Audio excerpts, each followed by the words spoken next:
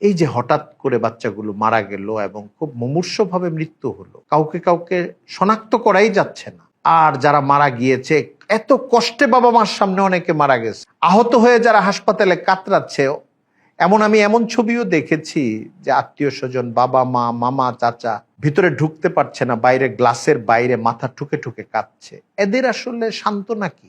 এদের বাহ্যিকভাবে গোটা সিস্টেমের প্রতি তাদের অনেক বিরক্তি থাকার কথা, আমি ওই জায়গাটায় বাধা দেব না, কিন্তু তার যে মনের ভেতরের কথা যে আমার বাচ্চাটা কেন মারা গেল, নিজেকে সে কিভাবে শান্ত করবে, এটা একটা কষ্টের জায়গা এবং খুব ঝুঁকিপূর্ণ জায়গা এবং খুব নরম জায়গা, খুব স্পর্শকাতর জায়গা। তাদেরকে সান্ত্বনা দেওয়ার কোনো ভাষা আমাদের নাই। সেই সব বাবা, ভাই, বোন এবং চাচা, মামাদের প্রতি, সেই সব গার্জিয়ানদের প্রতি আমার আকুল আবেদন থাকবে, জাগতিক যে কারণেই ঘটনাটা ঘটুক, আল্লাহ তাআলার সিদ্ধান্তের প্রতি আমার জন্য একটা সুপুর্দগি থাকে যে আল্লাহ তাআলা আমার বাচ্চাটাকে নিয়ে গিয়েছিলেন, তিনি দিয়েছিলেন। নিজেকে সবর করতে শিখানো, ধৈর্য ধরতে হবে।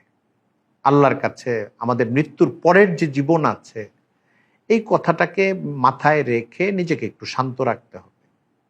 অনুযোগ, অভিযোগ আমাদের রাষ্ট্রীয় সিস্টেমের প্রতি, আমাদের ব্যবস্থাপনার প্রতি এবং আমাদের বিভিন্ন দুর্নীতি ঘটিত যেসব জটিলতার কারণে নানা রকম দুর্ঘটনাগুলো ঘটে, ভোগান্তিগুলো সামনে চলে আসে অনেক সময়, এটার জন্য আমাদের ভেতরে ক্ষোভ থাকতে পারে, পরিবর্তনের প্রয়াস থাকা উচিত এবং প্রতিবাদও থাকা উচিত। কিন্তু মনের ভেতরের যে একটা একান্ত জগৎ এবং অনুভূতির যে একটা নিজস্ব জগৎ, সে জায়গাটায় যেন আমার সন্তানের জন্য দোয়া থাকে এবং আল্লাহ তাআলার প্রতি আমার করুণা ভিক্ষার হাত প্রসারিত থাকে। এই জায়গাটায় যেন আমি ভেঙে না পড়ি। দেখুন, আপনি আজকে সন্তান হারিয়ে যদি হতাশ হই অথবা মনের ভেতর থেকে বিদ্রোহী হয়ে উঠি, আলটিমেটলি এর দ্বারা আমার বা আপনার কোনো ফায়দা হবে না। যেখানে আমার বাচ্চার প্রতি আমার যে তীব্র ভালোবাসা, এই ভালোবাসার জন্য আমি তার জন্য দোয়া করব, আর আল্লাহ তাআলার কাছে সর্বাবস্থায় নিজেকে সুপুর্দ করতে শিখা, দোয়া করতে শিখা এবং নিজের জিন্দিগিকে সব সময় আখিরাতে যাওয়ার জন্য প্রস্তুত করে রাখার জন্য যে একটা প্রশিক্ষণ, একটা আগ্রহী পথ চলা, এই পথ চলায় যেন আমি নিয়োজিত থাকি এবং নিজেকে প্রশান্ত করার চেষ্টা করি, নিজের মনটাকে প্রবোধ দেওয়ার চেষ্টা করি। তাহলে আল্লাহ তাআলা আমার মনের এই অবস্থার প্রতি সন্তুষ্ট হবেন।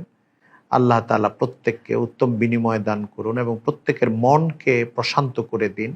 গোটা মুসলিম উম্মাহকে বিপদ আপদ, সংকট, দুর্যোগ এবং বিভিন্ন রকমের বিপর্যস্ততা থেকে মুক্ত হওয়ার তৌফিক দান করুন।